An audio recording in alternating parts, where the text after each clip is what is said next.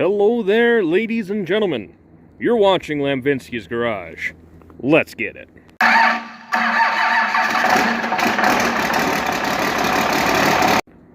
Well, in today's episode, if you remember a few months ago, we went hunting for Holley carburetors. And the reason we did that is because these 318 Polys benefit greatly from a 2-barrel Holley. Well, we're finally getting around to building one, so let's do a little bit of comparison to this Carter and see how it starts and runs and drives and goes down the road. You've seen the videos of how this thing goes down the road already. It's not that bad, and this thing starts really nice. So, let's see if the Holley is really all it's cracked up to be.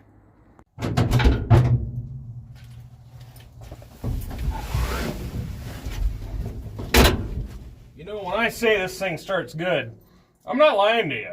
This hasn't been ran since yesterday afternoon. It's been stone cold for probably, 24 hours or so. Pull the choke, turn the key, push the choke in, and I mean, how could you ask for much more than that? That starts fantastic. But anyways, you're probably thinking, now why are you going to change? You know, I don't really know myself, but we're going to find out if it's worth it. Because if anything, this carburetor will go on the other truck we brought home from LeGrand, and then we'll have two really good running trucks. So, let's get this carburetor off, let's get the other one rebuilt, and away she goes. As you can see here, we have most of the fixings of a Holley 350 2-barrel carburetor. And a brand new rebuild kit with hardware and all that good stuff.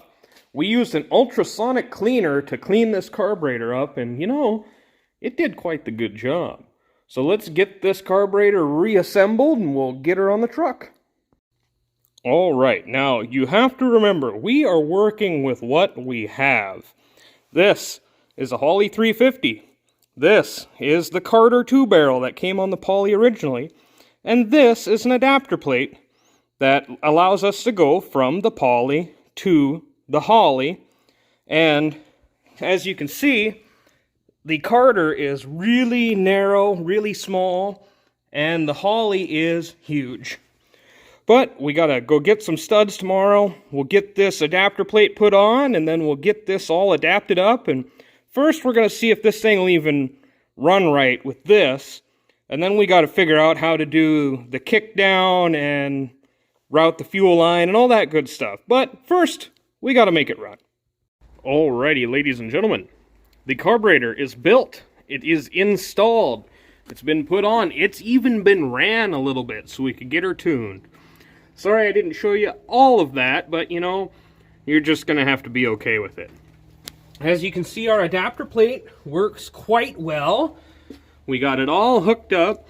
The only thing is, this carburetor doesn't have a deal for the PCV valve, and it doesn't have a thing for vacuum advance, which is a little odd, but, you know, it's just going to have to work. So, I have driven this already, and I want to say, this thing runs awesome with that carburetor. The low-end torque has came way up. I can spin the tires pretty easy. But let me get you set up and we'll fire this thing up and I'll just show you myself. Unfortunately right now it's kind of raining, but we'll get this thing fired up anyways.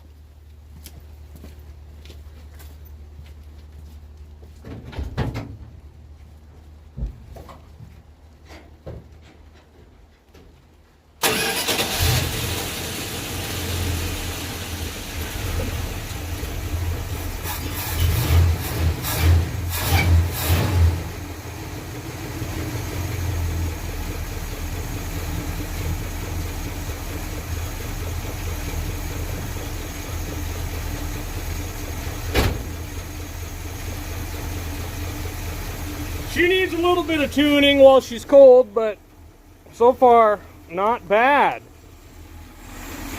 I mean, she takes RPM nice. It comes up really quick. Just,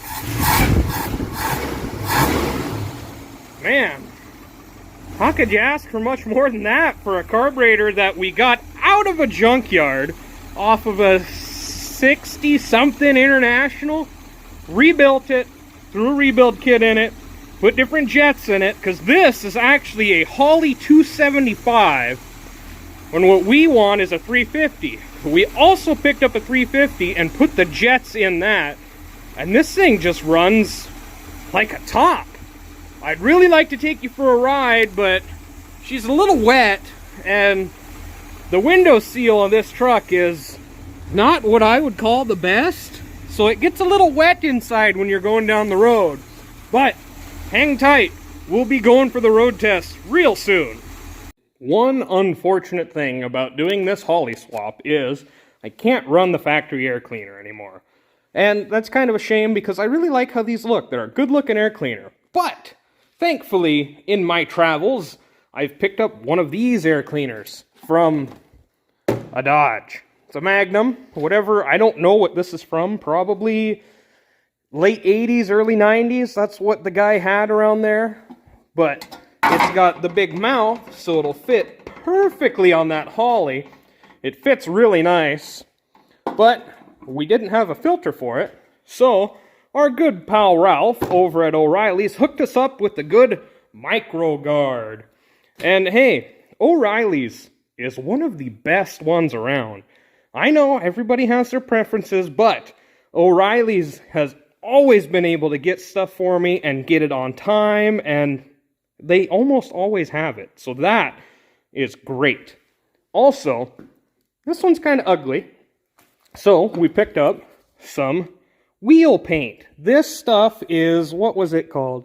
Satin black. And that's what I used on this top lid, because it used to be like Ford blue and it was ugly. But anyways, we'll get this all cleaned up and painted up and installed on the pickup, and then I'm going to take you guys for a ride. Alrighty, let's see how this thing does from a dead cold start. It's been cold for a long time now, but we got to get her fired up, and let's go for that test drive I've been talking about.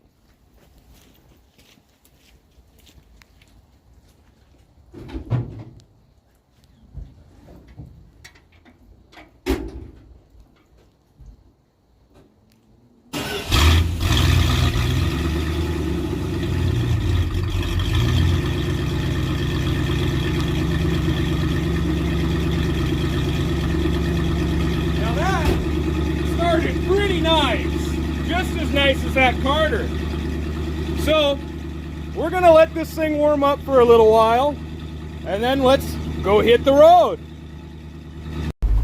Well, she's warmed up now. Let's go get her out on the main road, and we'll do a couple of tests. We'll run up to 50, and then we'll go to the boat launch, and we'll do some other stuff. There's never anybody there, so we can kind of do what we want, you know. But let's get down to the highway first. Well, we're kind of out here on the highway. Let's head out to our test bed and see what we can do. Boy, this thing, it's way more responsive. And the low end with this carburetor is just really impressive, if I'm being honest with you. I'm quite impressed, I'd say. Hey, look, there's some gamblers over there. What good gentlemen. Alright, let's get out to where we're going. We're not going terribly far, but I'm doing about 30 now. We'll bring her up to 50. Man, the responsiveness of this thing is just awesome. I'm very, very happy with this upgrade.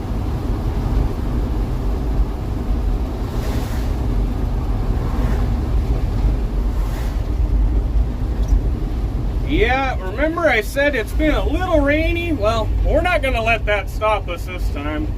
I ain't afraid. These things are meant to be driven. So, we got to drive them. We'll be to our destination in no time.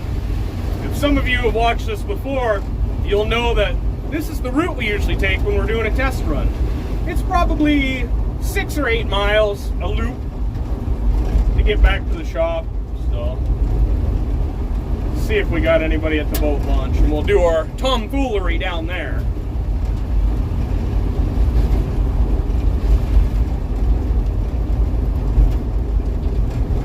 Yeah, they added a whole bunch of black rock in here where it was all kind of mucky before. That's kind of nice. Yeah, okay. All right, nobody's here, and oh, my blinker's still on, so they know I'm going this way. All right, let's get you guys set up, and we'll do us a couple of passes here.